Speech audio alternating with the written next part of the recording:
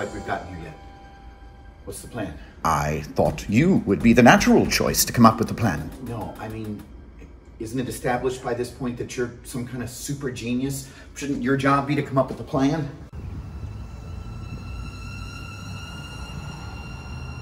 We don't have time to argue. Together we should be able to come up with something. Agreed. Let's knock out Bacon Mug and replace him with you. And you can convince me not to split up the partnership. If I wasn't able to do it the first time, I certainly won't be able to do it the second time.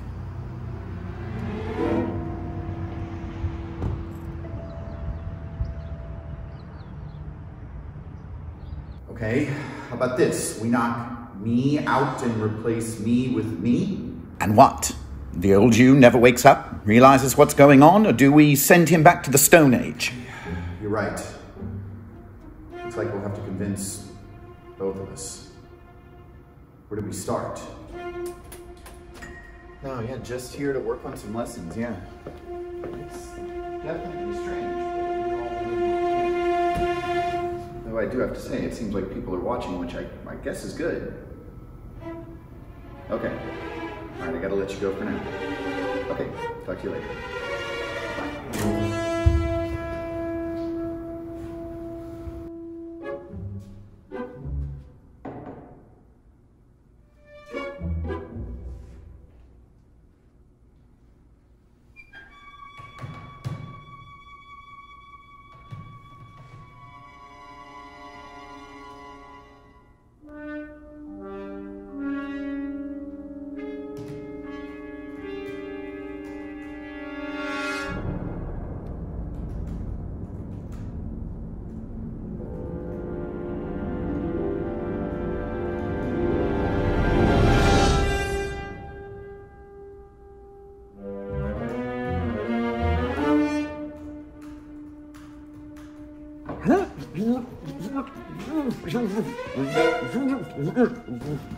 You and we have important matters to discuss. This is preposterous! What's going on here?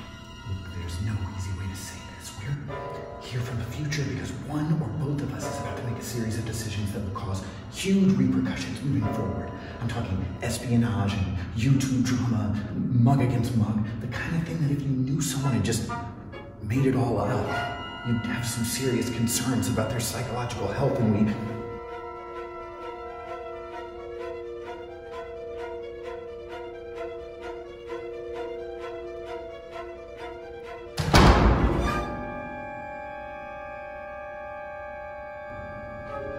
We want to know if you'll help us. The simple truth of the matter is that I can already see it coming. In his eyes, the next big thing. Tell me how I can help, and I'll do whatever I can.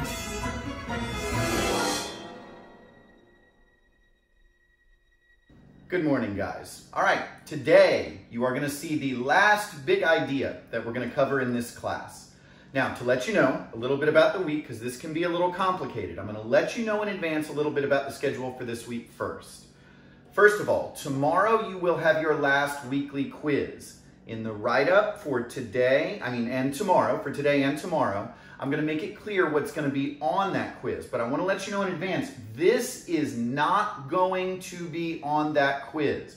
Now, while this will be a little bit on your exam simulation and on your exam, this is not going to be on tomorrow's quiz. And the reason for that is we need a good 2 days to review this. So we're going to start it today and we're going to finish it on Wednesday as our last piece. So I'm going to kind of show you how this works, try to kind of explain it to you, show you how we work with it in 2 examples, and then on Wednesday show you some more examples before we roll into the exam simulation. So here's the short version. We've been talking about for the last week and a half how to solve quadratic equations. We've done it by factoring, and then we've done it by completing the square.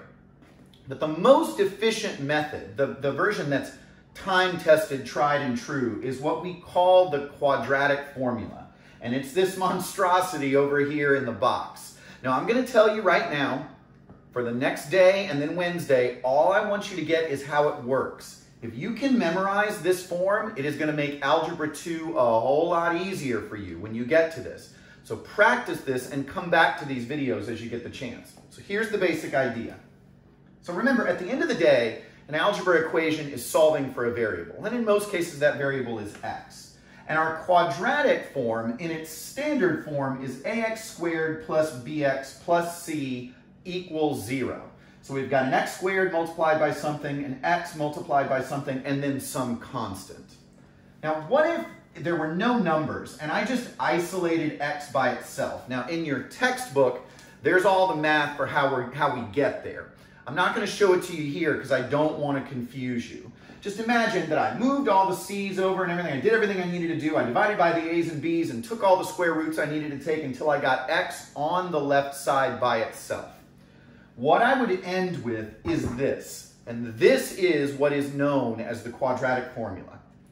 If you want the most efficient method of solving a quadratic equation and you have all the values you need, you just need to be able to plug them in here. And here it is. X equals negative b plus or minus, because remember, we always have generally two answers to a quadratic equation, the square root of b squared minus 4ac, all of that over 2 times a. And remember, as long as we know how to identify a, b, and c, all we have to do is plug them in and then multiply everything out and reduce as much as we can until we've got it as simplified as we can, and then there's our answer.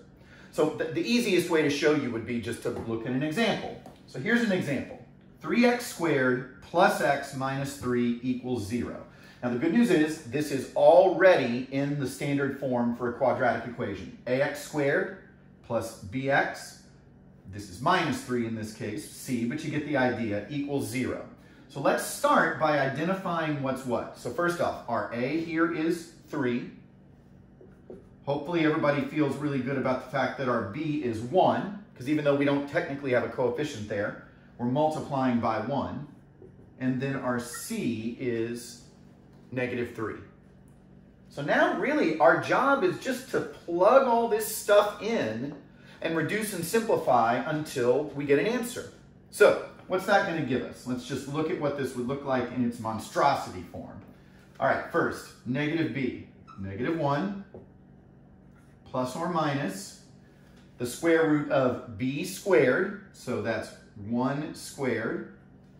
So far so good. Maybe I should write that out like that so you've got a clearer picture of it. Minus 4, that's the actual just number 4, times a times c. So that's minus 4 times a times 3 times c, which is negative 3. And then all of that over 2 times a, or 2 times 3. Now all we've got to do is just kind of simplify all this stuff and try to make sense out of it. So this gives us x equals, and I'm going to simplify quite a bit here to make the job easier for you. That's negative 1 plus or minus, okay, 1, and then let's talk about what this is going to be. Negative 4 times 3 is negative 12. Negative 12 times negative 3 is positive 36. All of that over 6. Now I'm going to tell you right now, you're probably seeing to yourself, okay, 1 plus 36 is 37. I don't think I can take the square root of 37. And you'd be right. We can't simplify, we can't rationalize the square root of 37. So once I add these two numbers together, effectively I'm done. So my answer is negative 1 plus or minus the square root of 37 over 6.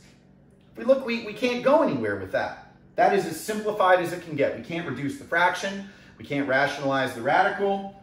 Everything is basically done. So even though this looks really complicated, it's really just about plugging the right values in to the right spots. We're going to look at one more example after the dissolve, so I will see you on the other side. Okay guys, so we've thrown you one little curveball in this one, and let's see if you can figure out what it is. 2x squared minus 9x equals 5. And I want everybody to compare this to this and see if you can tell me why we can't start plugging things in yet. Hopefully, you've got a sense that the reason is it's not in its standard form yet. We actually have a value on the right side of the equation. It's not 0 on this side. But the good news is That's easy enough to solve. We would just subtract 5 from both sides of the equation to get it in standard form. So that I can save some space, I'm just going to write it like that. Hopefully everybody got that we subtracted 5 from both sides. That made this side 0, and it just made this side minus 5. So now let's label our A, B, and C. A is 2, B is -9, and C is -5. Now that we've got our A, B, and C, we can start plugging them in.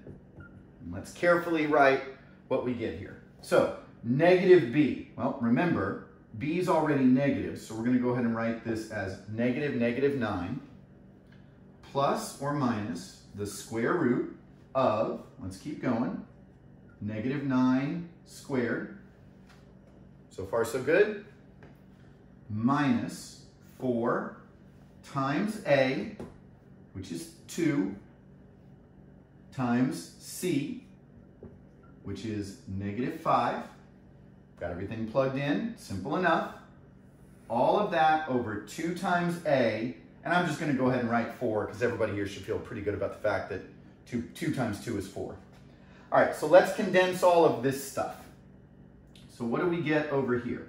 First, let's do this -9. So that's going to give us 9. -1 times -9 just gives us +9. Now let's do everything we've got underneath our radical. -9 squared, hopefully everybody feels pretty good about the fact that that's going to be +81. -9 times -9 is 81. Okay? Minus, let's look at what we got. 4 times 2 times -5. Now don't let these negative signs get in the way. 4 times 2 is 8. Times -5 is -40, but since there's a negative sign at the front, if we were to distribute that through all the way, we would see we're actually multiplying a negative times a negative, so we're actually going to get 40 here. So take a look at that real quick. See where we got the 81 from, see where we got the +40 from, and now I'm just going to go ahead and add 81 plus 40 together, and we're going to get square root of 121 over 4. Now, you might think that we're done at this point, but I want you to take a look and see if you can figure out why we're not. Hopefully, everybody gets the idea that square root of 121, well, 121 is a perfect square. We can still sort of reduce or rationalize this fraction. So what times itself equals 121? And the answer is 11 times 11 equals 121. So we can actually take the square root of 121. So we've got some more steps here. So now I'm going to split it up into its 2 parts, because you're going to see we've actually got a 9 plus 11 and a 9 minus 11. So we've actually got to do this twice. We've got 9 plus 11 over 4. That's one of our possibilities. And we've got 9 minus 11 over 4. So far, so good. So let's take a look at what each one of those gives us. This one, 9 plus 11 over 4 is 20 over 4. We can absolutely reduce that, and one of our possible answers is 5. But there's another possibility. 9 minus 11, that's -2. That fraction can also be reduced. And another possible answer is -1/2. So, it's a lot to throw at you here at the end, and I'm going to keep it really simple on quizzes and tests. Well, on just tests, because again, this is not going to be on tomorrow's quiz. This is just the start. Homework today is going to be really short and simple just so you can practice with how this formula works. Getting everything in standard form, identifying your A, B, and C, and then plugging them into the formula and doing the work you need to do. Read up on what's going to be on the quiz tomorrow. Come see me at live conferences if you have questions before you take the quiz. Other than that, I want to wish you the best of luck with this. I hope you have a great day, and I will see you tomorrow.